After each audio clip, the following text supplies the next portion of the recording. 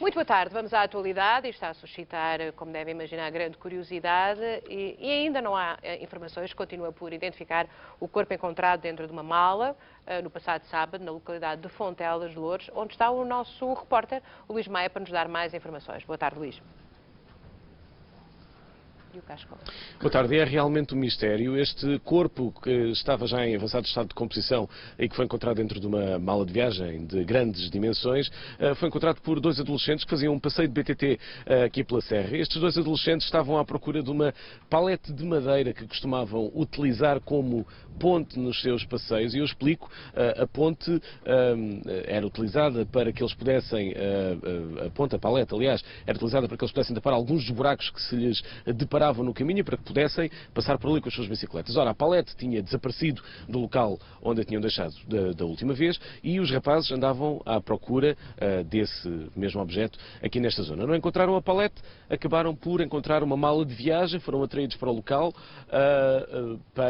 por causa do cheiro nauseabundo que dali vinha. Encontraram então uma mala de viagem, e dentro da mala de viagem um dos adolescentes descortinou que provavelmente estará ali um cadáver.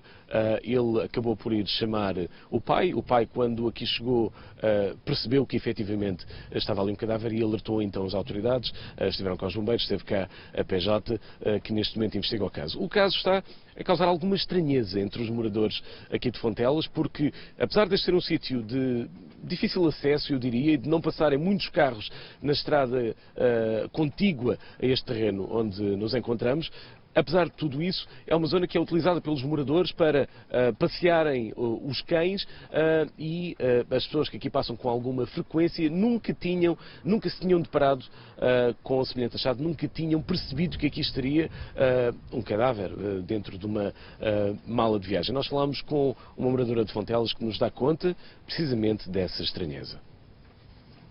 Dona Almerinda, conhece bem esta zona? Conheço, eu costumo passear por aqui pelo campo com o meu cão. Da parte da tarde, tiro um bocadinho e vou passear por aqui com ele. E a senhora costuma passear com o seu cão no sítio onde os miúdos acabaram por encontrar a mala onde estava o cadáver, não? Sim, sim, porque há um caminho lá embaixo, por trás da minha casa. Eu vou por esse caminho e depois deixo o caminho e subo por aqui em cima. Então, e nesses passeios que a senhora faz todos os dias, ou quase todos os dias, o seu cão nunca tentou cheirar de uma maneira mais insistente, farejar de alguma maneira mais insistente a algum sítio? Não, nunca insistiu.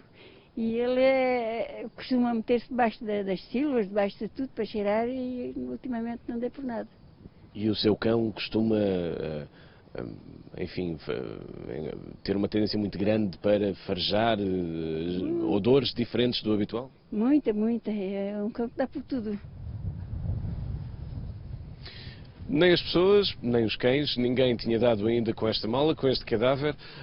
Toda a gente ficou bastante espantada com este achado. As pessoas que por aqui passavam jamais teriam apercebido do que aqui havia, se não fossem estes dois jovens a passear de BTT a ter feito este macabro achado no sábado. A PJ está a investigar o caso. Tanto quanto sabemos, não havia vestígios de sangue aqui nesta zona. Portanto, se estivermos a falar de um homicídio, e provavelmente estaremos, o crime não terá sido cometido aqui neste local. O corpo terá sido transportado então depois para aqui. A PJ, como disse, está a investigar o caso, e a vizinhança, os moradores aqui de Fontelas, continuam intrigados e a dizer que este é um local pacífico onde não se costumam passar este tipo de coisas. Muito obrigada, Luís Maia. Ora então, Hernani. Bom dia, Júlia.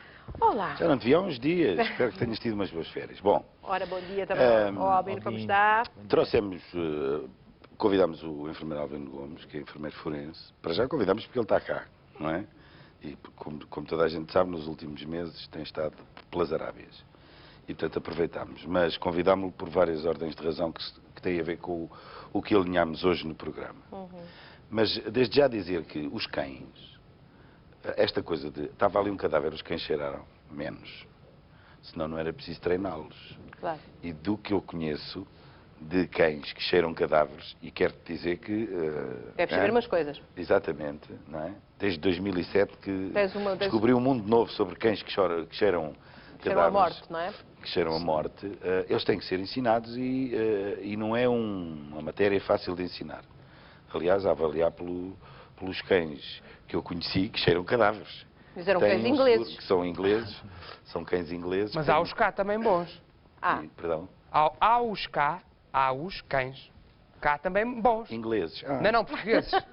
Mas também há cá Cães que ladram em ingleses. português, mas que são igualmente bons. Pronto. Pronto, era isso que eu estava a dizer. E, portanto, aliás, o valor deles e o seguro de vida que têm reflete o trabalho muito denso que é preciso ter para que um cão detete cadáveres. Depois, se o cheiro é nauseabundo, há de ser também para os cães, digo eu, muito embora os cães gostem de cheirar coisas que os seres humanos normalmente não cheirem.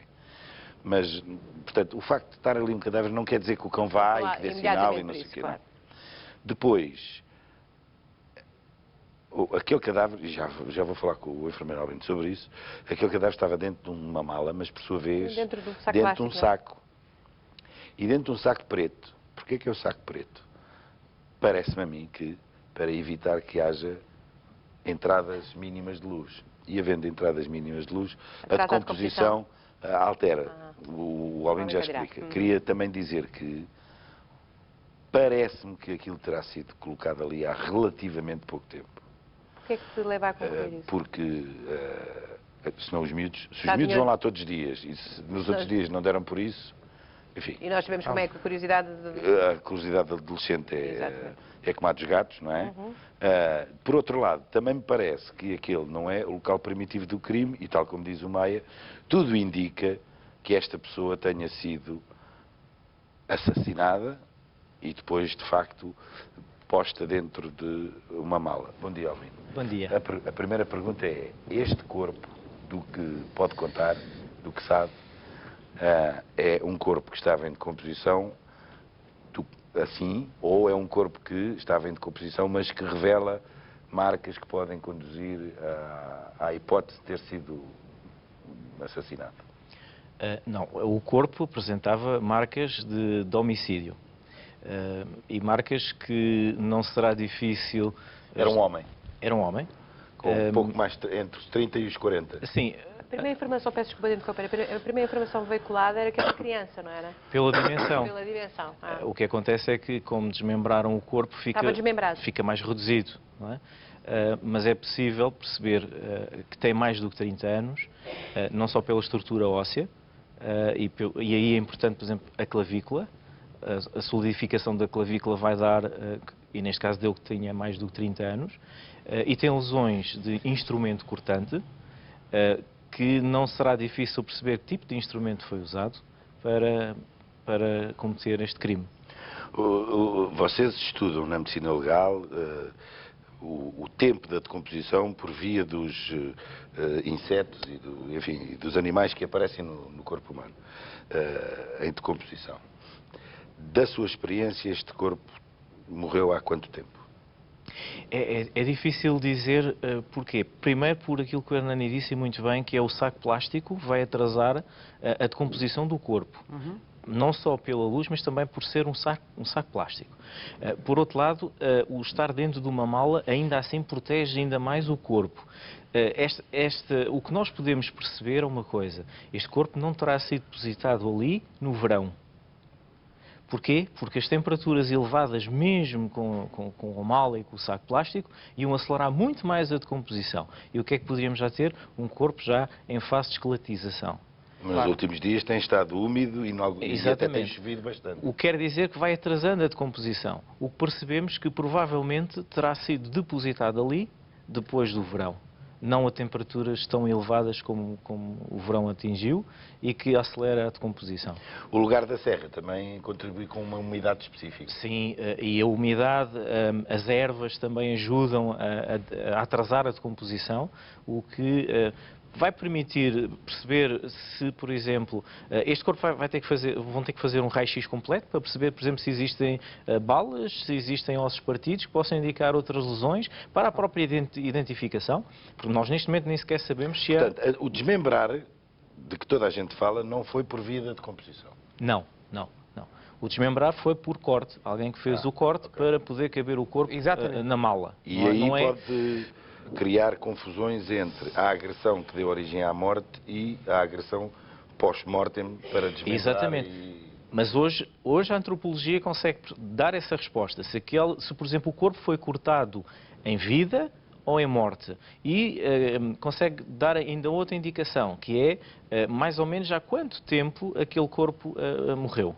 E se houver uma causa de morte por bala, por traumatismo, mesmo estrangulamento, também ficam marcas no corpo que possibilitam a identificação da causa de morte.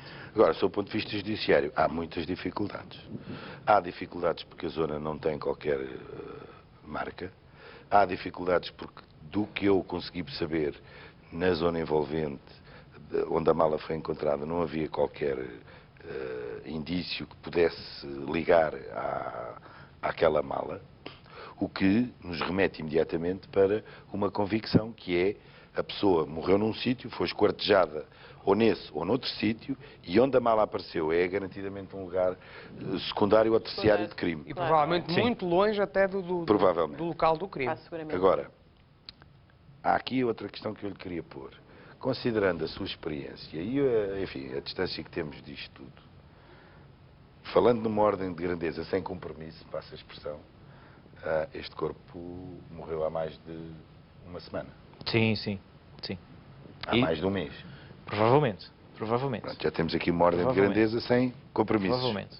Pergunta, se calhar, enfim, um pouco interessante, mas que nestas coisas, para mim, é o pragmatismo das mulheres. Não é muito difícil transportar uma mala com o corpo lá dentro? Não é muito pesado? É pesado, embora a redução das pernas e ficar só o tronco reduz um bocadinho o peso.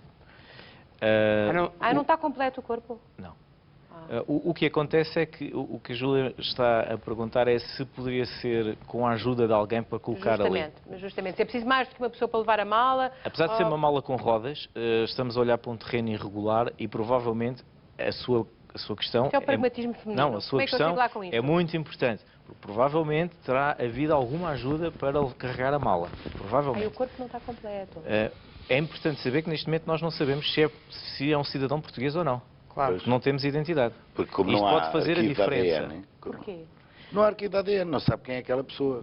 Porque imagino que não é um cidadão português e que é um cidadão estrangeiro. Vai dar um trabalho importantíssimo à judiciária, porque tem que haver uma identificação. Porque mesmo sendo português, se alguém não deu como desaparecido, não se vai conseguir... Ou seja, o primeiro passo é fazer um cruzamento da informação que o corpo possa dar com a informação que se tem nos desaparecidos. Claro. É um dos passos imediatos a dar. A Polícia Judiciária vai ver o relatório de todas as pessoas que têm em arquivo dadas como desaparecidas e vai ver se há algum ponto comum com esta pessoa. Não é fácil.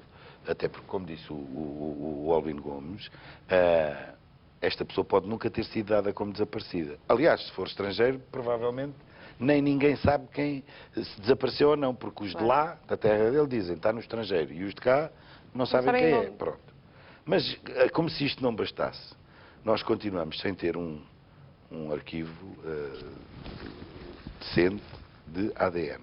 Nós temos 35 perfis de ADN, mais nada, em 10 milhões de habitantes.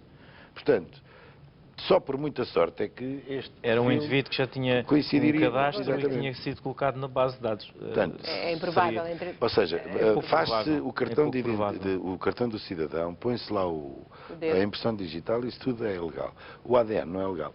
Para mim, a mim não me afetaria nada ter lá uma fórmula que permitisse identificar o meu ADN como estando no meu bilhete de identidade. Consideram bem invasão de privacidade, não é? Dos dados pessoais. E publicar as dívidas das pessoas à Segurança Social não é uma invasão da privacidade. Sabes que alguns dos senhores, muito inteligentes e muito doutos, só pensam na avenida. Esquecem-se que cada avenida tem não sei quantas ruas.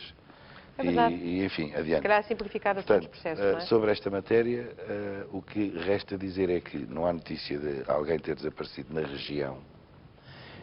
Sendo certo que a região é uma expressão, enfim, aqui híbrida, lata, muito dissipada, não é? A região tanto pode ser Loures como Lisboa, a polícia fica na mesma, não é? E o corpo não tem qualquer traço que ajude, porque não há uma identificação, não há uma tatuagem especial, não há um um fio, Nem uma uma coisa idade qualquer. não é possível... Sim, mais de 30 anos. Consegue-se dizer que é mais de 30 anos pelo estudo ósseo. A identificação agora irá forçosamente pelo DNA, como é óbvio pelo registro dentário, a recolha de informação pelos dentes, mas todas estas informações que são recolhidas agora no cadáver só vão servir para ficar numa base de dados e depois para comparação com alguém suspeito que tenha desaparecido, porque senão não se consegue. Claro, Não se consegue. E se for marcas estrangeiro- distintivas, um sinal, uma coisa... Pois, uma tatuagem. Cicatriz, Lá está, uma coisa mas isso é qualquer. quando alguém vai dar como desaparecido e vai dar a sua relação das características daquela pessoa. Mas a experiência também me diz o seguinte, que quando alguém vai dar uma notícia de desaparecimento do seu familiar, na maior parte das vezes não consegue dar informações corretas no aspecto de aspectos individualizantes. Exatamente. Porque as pessoas dizem assim, mais ou menos 1,70 m, tem o cabelo castanho, tem os olhos castanhos. São informações correntes. Além de que os artefactos, por exemplo, de alguém que seja louro e que depois, quando entra o corpo em decomposição, o cabelo fica castanho ou escuro. Claro. O que quer dizer que perde aquela característica do que é dito. E 1,70 m, na escala da investigação, pode ir a 1,75 m ou 1,65 m, Claro. a esta distância. Então, Mas neste caso... se nós perguntarmos assim, então, mas é mesmo 1,70 m ou é 1,75 m? As pessoas não são capazes de dizer uma rigor, característica individualizante. Até porque as pessoas, quando vão à polícia dar um desaparecimento, vão, do seu ponto de vista emocional, extremamente afetadas. Claro. Portanto, é Não normal, se lembram é de natural. tatuagens, de cicatrizes, de E sinais. compete ao agente policial ter a paciência de perceber e, objetivamente, eu peço desculpa pela expressão, mas é mesmo esta, é ter a paciência de perceber que não é o cidadão que está à sua frente que tem que ter as informações exatas, é ele que tem que ter a capacidade de as procurar junto daquele cidadão. Eu digo isto porque, por vezes, aliás, muitas vezes, quando uma pessoa liga INEM, quando liga 112, quando liga para a linha 24 do terreno disto aqui, ou seja, quando ligamos para uma linha, as pessoas que estão do outro lado são treinadas para isso. Mas também percebo que às vezes não estão nos seus melhores dias, mas é preciso perceberem que não são técnicos que estão a responder. São pessoas aflitas e, portanto, quando... Uma vez eu e o professor Paulo Sargento, houve um senhor que desmaiou à nossa frente. E a operadora do lado do telefone queria à força que eu dissesse o nome do homem. Se o homem estava desmaiado, como é que eu podia dizer o nome do homem? Não é? Portanto, quando se pedem os dados, é preciso ter a tolerância de perceber que quem está a ligar está aflito. Está aflito. Ele está consciente? Não, está inconsciente. E como é que o senhor se chama? Não sei. E que idade é que tem? Também não sei. Então pergunto-lhe, está inconsciente? Não é? E depois um grita, o outro levanta a voz, o outro não gostou. E isto é tudo perder tempo perder para uma tempo para situação aquilo que era a situação. Portanto, eu peço desculpa pelo atrevimento, mas eu sei que às vezes, porque os operadores telefónicos também têm vida, mas têm que ser tolerantes, têm que ter a tolerância Como de os perceber. agentes que recebem estas... Como os agentes que quando se vai apresentar uma queixa não se vai bem, senão não se vai ali. É como no divórcio, não é? Há uns senhores que sonham que há divórcios pacíficos. O que é isso, um divórcio pacífico? Se as coisas estão pacíficas, as pessoas não se divorciam. Não é? Nenhum casal feliz acorda de manhã e diz: bom dia, meu amor, olha, estive a pensar bem, e que tal se nos divorciássemos? Isto não existe. E, portanto, quando as pessoas às vezes pessoas. não pensam... Pois, não é? E se existe é porque há um problema mental para tratar, não é? Portanto, temos que perceber que quando vêm com problemas destes, não podem vir bem dispostos.